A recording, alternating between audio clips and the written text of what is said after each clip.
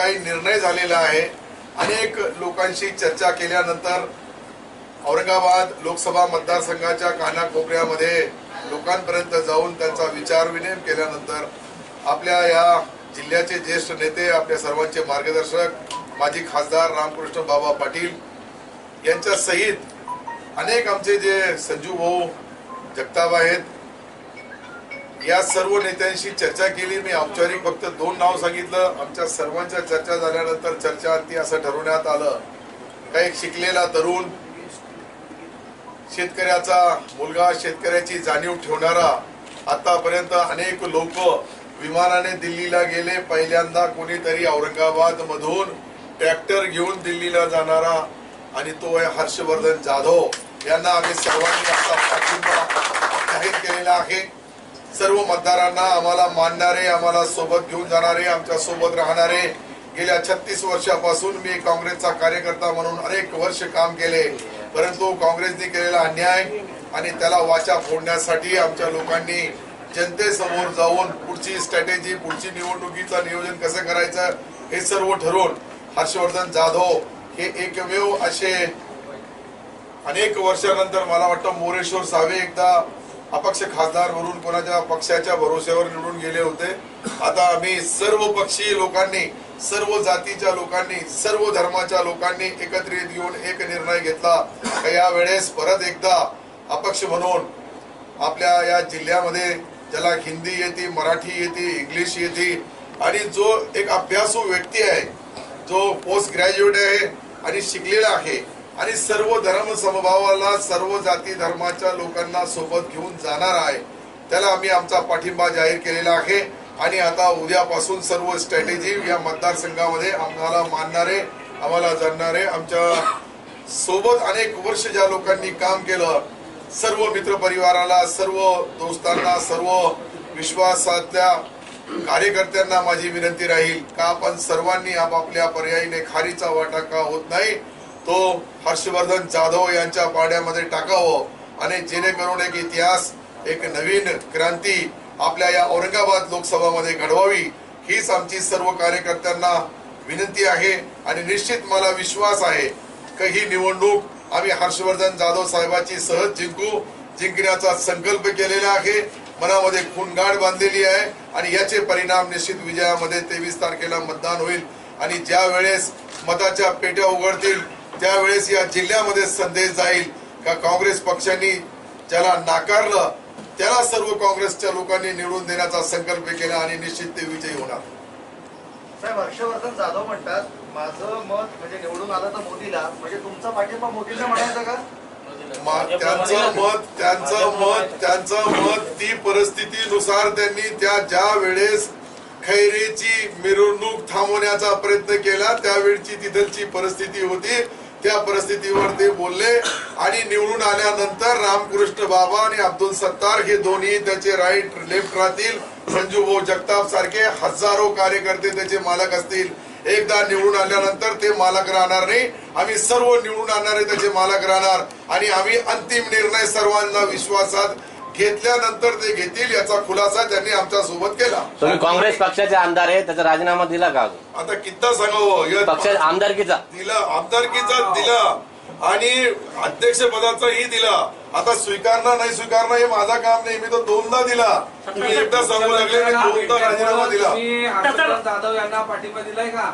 हर्षवर्धन जाधव यांना आम्ही पाठिंबा जाहीर केलेला आहे, उद्यापासून ट्रॅक्टर चालवणार। विषय असा आहे, मुख्यमंत्र्यांची 2दा भेट घेतली तुम्ही, मुख्यमंत्र्यांनी एकदा तुम्हाला विमान पाठवलं होतं, त्याच्यामुळे तुम्ही हर्षवर्धन जाधवला पाठिंबा देता? हे तुम्ही मुख्यमंत्र्याला विचारा, आज सिल्लोडला मुख्यमंत्री आलेले आहेत। हर्षवर्धन पाटील औरंगाबाद आल्यानंतर अब्दुल सत्तार गेल्यानं काही फरक पडत नाही म्हणे, पक्षाला काही फरक पडत नाही म्हणे। मग आता घोडा मैदान समोर येणार आहे, तो फरक पडतो की ते तर पाहायचं आहे। आता तुमचा मतदारसंघ जालन्यात येतो, काही फरक? मी काय म्हणू लागलो, हे जे पुढे नगरसेवक बसलेले, समाज कल्याण सभापती आहे, जिल्हा परिषद सदस्य आहे, इतकी सन्माननीय टीम कुठे पाहिली का तुम्ही? हे सर्व काँग्रेसचे नगरसेवक आहेत. म्हणजे थोडक्यात दुसऱ्या पक्षाचे नाही, हे काँग्रेसचे नगरसेवक आहे. हे मोदीचे समर्थक होणार. म्हणजे सत्तार शेख समर्थक नाही, अपक्षाचे समर्थक होणार. सत्तार शेख थोडक्यात तुम्ही सासरे आणि जावई दोघांना निवडून आणणार. मी काय बोलू लागलो, इथे जी गोष्ट चालू आहे, हर्षवर्धन जाधव अपक्ष उमेदवार आहे, त्याला निवडून आणणार. सर एक सवाल ये है, आपने कहा कि हर्षवर्धन ने परिस्थिति के अनुसार ऐसे कहा था कि मैं मोदी को समर्थन करूंगा, लेकिन शांतिगिरी महाराज के आश्रम में उन्होंने फिर एक बार दोहराया कि मैं जो है तो मोदी साहब को समर्थन करूंगा. हमारे संगात जो उन्होंने बात की, रामकृष्ण बाबा पाटिल साहब सहित हम थे, हमसे जो बात की मैंने वो बताया. अब बाकी बातें क्या है वो उनकी मन की बात उनसे पूछना चाहिए, दूसरे की मन की बात मैं कैसा बोल सकता. लेकिन हमने उनसे चर्चा किया और चर्चा करने के बाद में उन्होंने ये खुलासा किया.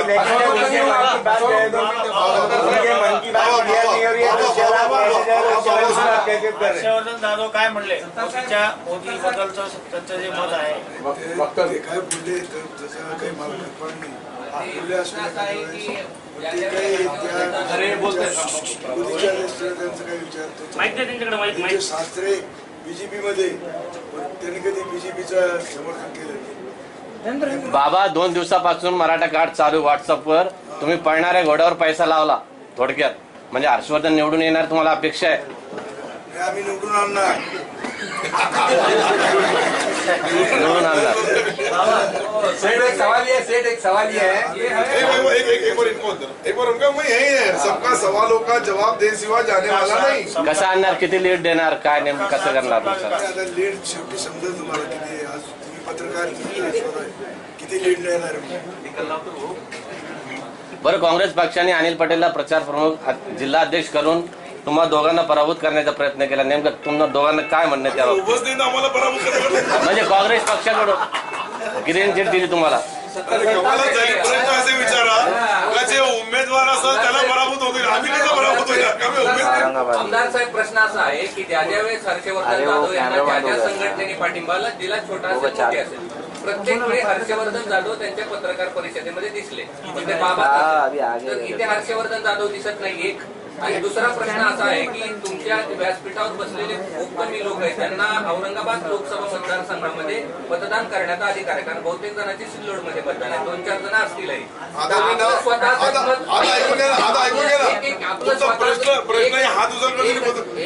आपलं स्वतःच सुद्धा मत तुम्ही ज्याला पाठिंबा देताय त्याला जाणार नाही, याबद्दल आपली काय प्रतिक्रिया आहे? आणि दुसरे हर्षवर्धन जाधवच दिसत नाहीये तिथे, ज्यांना पाठिंबा द्यायचा त्यांना नकोय का तो पाठिंबा? सत्तार हे वैयक्तिक नाहीये, ते जिल्ह्याचे नेते. आणि मग त्यांचं मत कोणाला जाईल किंवा ते कोणाला मत द्यायला लावतील, त्यांच्यामुळे किती मतं मिळतील हे लोक समजतील ना. ते काय वैयक्तिक समजले का तुम्ही त्यांना? ते जिल्ह्याचे नेते. सिल्लोड मतदारसंघात आपण अरे पहिले 1 मिनिट हे उद्या ना हो, असंच येऊ लागलं गडबड. आता मी तुम्हाला उत्तर देतो का शेवटी मी 36 वर्षापासून राजकीय पुढारी आहे आणि राजकीय पुढारी संजू भाऊ सिल्लोडचा नाहीये. हे कुरेशी नगरसेवक सिल्लोडचे नाहीये. तुम्हाला कुणीतरी मनामध्ये खूणगाठ वेगळी भरलेली दिसती. हे जे आहे हे औरंगाबादचे, हे जे कन्नडचे सभापती आहेत समाज कल्याणचे, हे गोकुल सिंग दूध संघाचे अध्यक्ष आहे जे तैयब पटेल, तो नगरसेवक किराडपुरेचे, हे जे लोक आहे हे पुरे मतदार आहे. हे कन्नडचे उपसभापती आहे, हे पंचायत समिती सदस्य गायकवाड बोला ना, समाधान गायकवाड, हे कुरेशी उपसभापती आहे पंचायत समिती कन्नड. आणि कन्नड औरंगाबाद मध्ये कोणाला माहित नसेल तर किंवा आपल्याला माहित नसेल तर ही अभ्यास करून घ्या. सत्तार भाई, जब आप कांग्रेस के जिला अध्यक्ष थे उस वक्त आपसे जब प्रेस कॉन्फ्रेंस में सवाल किया गया था कि मुसलमानों के साथ में कांग्रेस से नाइंसाफी की है, तो उस वक्त आपने ये जवाब दिया था कि मैं मिसाल हूँ, मेरे साथ बहुत कुछ किया हुआ है, मैं मंत्री रहा हुआ हूँ, मेरे को हर कुछ दिया हुआ है. ये तो बोला नहीं, आपने उस वक्त उस वक्त आपने कांग्रेस पार्टी की तरफ से कहा था कि कांग्रेस ने मुसलमानों को बहुत कुछ दिया है, और फिर अब आज आप बोल रहे हैं कि कांग्रेस ने मेरे साथ नाइंसाफी की. मेरे संगात मैंने क्या बोला कि जब मेरे संगात और तुम्हारे संगात, ये दोनों बातें बोला था, आप भूल गए. और अभी भी बोल रहा, आप सुनो ना मेरी बात, अभी भी बोल रहा ना मैं क्या. लेकिन जब मैंने 15 तारीख को फॉर्म वापिस लिया, जब मैंने उस वक्त मैंने जिला कांग्रेस के अध्यक्ष आप रहते थे, तो आप क्या बोलते थे वहाँ? जो पार्टी के अंदर जब जिम्मेदारी की पद रहता है उसकी जिम्मेदारी वहाँ खत्म हो गई. मैं अगर उसका राजीनामा नहीं देता और बोलता तो जब मैं वो ये मेरे पास जितने लोगों ने उस टाइम पे 14 लोगों ने उम्मीदवारी मांगे, मैं 14 के 14 लोगों के नाम ऊपर भेज दिया, क्योंकि मैं जब जिला अध्यक्ष था और जिला अध्यक्ष रहने के बाद में पार्टी के संगात रह के पार्टी की बात किया। आज मैं पार्टी से मुक्त हूँ और ये देश में डॉक्टर बाबा साहब अम्बेडकर में व्यक्ति स्वतंत्र है और वो व्यक्ति स्वतंत्र के हिसाब से मैं आज बात कर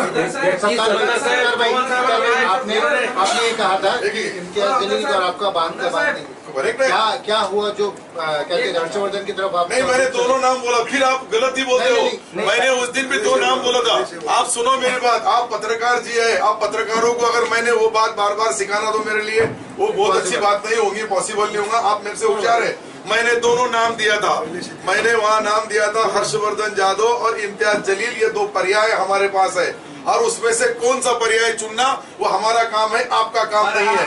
और रहा सवाल इसके बाद में भी इम्तियाज जलील साहब को कोई वोट देते होंगे तो मैं उनको रोकने वाला नहीं हूँ, या और किसी को देते होंगे तो उसको भी रोकने वाला नहीं हूँ।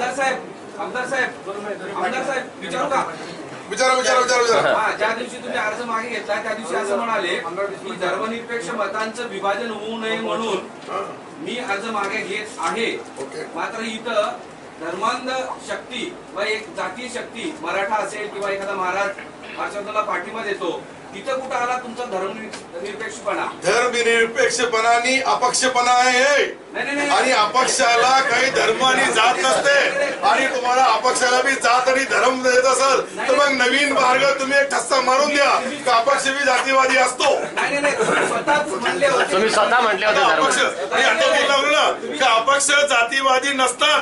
अपक्ष म्हणजे सर्व पक्षाच्या एक पक्ष बनून एक संघटना बनून आणि त्याला आम्ही मदत करू लागलो आणि ती मदत आम्ही जिंकणार.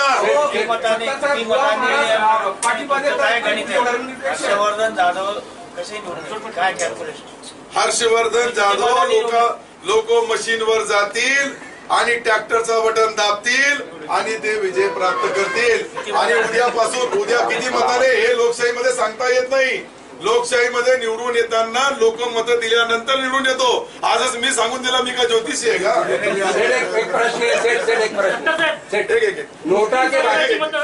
एक प्रश्न है नोटा के बारे में आप अभी यहाँ की बात नहीं, इधर की बात पूरी होने दो. वो चलने को आना, रात में जालने में मीटिंग है. जालना लोकसभा मैं क्या बता रहा हूँ आपको कि जालना लोकसभा की बात है, औरंगाबाद की बात पहले यहाँ कर लो. बोलो. अरे मैं बोला जालने में आ जाओ ना. आपका एक आधा टीवी वाला जालने में मेरी प्रेस कॉन्फ्रेंस है 10 बजे तक रात में. मुस्लिम समाजाचं मतदान करता तुमच्याकडे? मी स्पेसिफिक आव्हान कोणत्याही जाती धर्माचा नाही. मी ज्या मतदारसंघातून निवडून येतो त्या मतदारसंघामध्ये 40,000 मुस्लिम आहे, 2,60,000 हिंदू आहे आणि हिंदू मतावर मी निवडून येतोय आणि त्यांच्याबद्दल मी जातीवादी नाही आहे हे मी तुम्हाला स्पष्ट सांगून देऊ लागलो. कारण की नमुना आहे 20 वर्षाचा मी आमदार आहे. याच्यापेक्षा तुम्हाला प्रत्येकाला बांची खाल ओढायची असेल तर मग तुम्ही प्रश्न विचारा, उत्तर द्यायला मी तयार आहे. टोपी जोपर्यंत रावसाहेब दानवे पडणार नाही तोपर्यंत काढणार नाही. बरं कदाचित हो जे संकल्प आहे ते संकल्प पुरा आहे. सत्ताशेठ कदाचित ऊपर नहीं का और झामड़ का ऊपर ना उतरा हुआ है, नीचे से पहला नंबर है. हो सत्ताशेठ कधी चर्चा कोणाची असते जो फाईट मध्येच नाही येते. हो सत्ताशेठ कधी हर्षवर्धन जाधव निवडून नाही आले तर तुम्हाला फाशी देऊ. तुम्हाला तुम्ही रागाच्या भरीने नाही हे लोकशाही आहे. तुम्ही ताकद लावून राहिले नाही आलं. आपण पत्रकार आहे, तुम्हाला हेच समजत नाही का लोकशाही कशी असते आणि पत्रकार असा विचारतो नाही आला. उद्या भविष्यात तुम्ही ताकद लावून राहिले. तुम्ही म्हणताय की झामर रेसमध्ये नाहीये. काँग्रेसचा जो पारंपरिक मतदारसंघ मुस्लिम आणि दलित ती मतं काँग्रेसला मिळणार नाही असं वाटतं मला? मी तुम्हाला तेच सांगू लागलो. घोडा मैदान समोर येईल, दूधचा दूध पाणीचा पाणी होईल. काय शक्ती आहे लोकशाहीमध्ये ती तुम्हाला माहित पडेल आणि त्यासाठी मी जे आलेलो आहे हे माझ्यासाठी गर्व आहे का मी आज एक अपक्ष उमेदवाराला, मी अपक्ष होतो, माझा फॉर्म परत घेतला आणि मी आता अपक्षाला मतदान करायला लावणार आणि सर्वांना विनंती करणार जो दिया उसका भी भला, जो नहीं दिया उसका भी भला.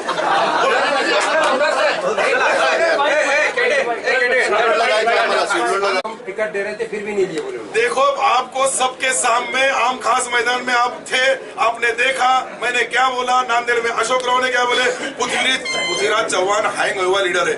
वो हैंग वाले की बातें का उत्तर मैं दूं आपको।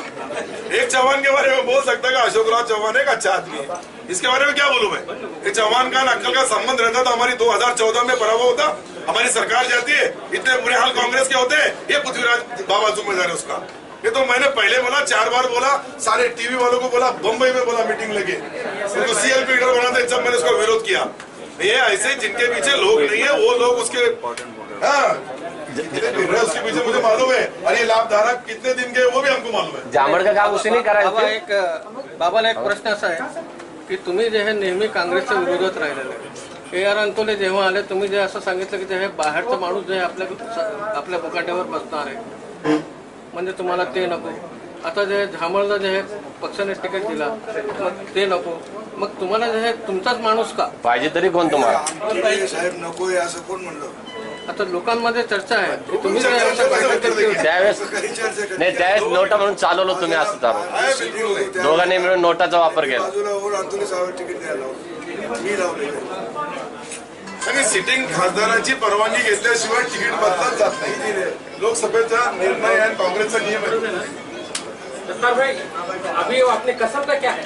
मैं बोला ना 5 साल अगर कभी वो नहीं गिरा तो और मुकाम पोस्ट हो जाएंगी. और क्या बोलूं, मैं तो मेरा संकल्प पक्का है. मैं अगर टोपी पहन के नहीं आता तुम मेरे को प्रश्न पूछ सकते थे. और उसके बाद और रिजल्ट आएगा, और रिजल्ट आने के बाद में मैं और 5 साल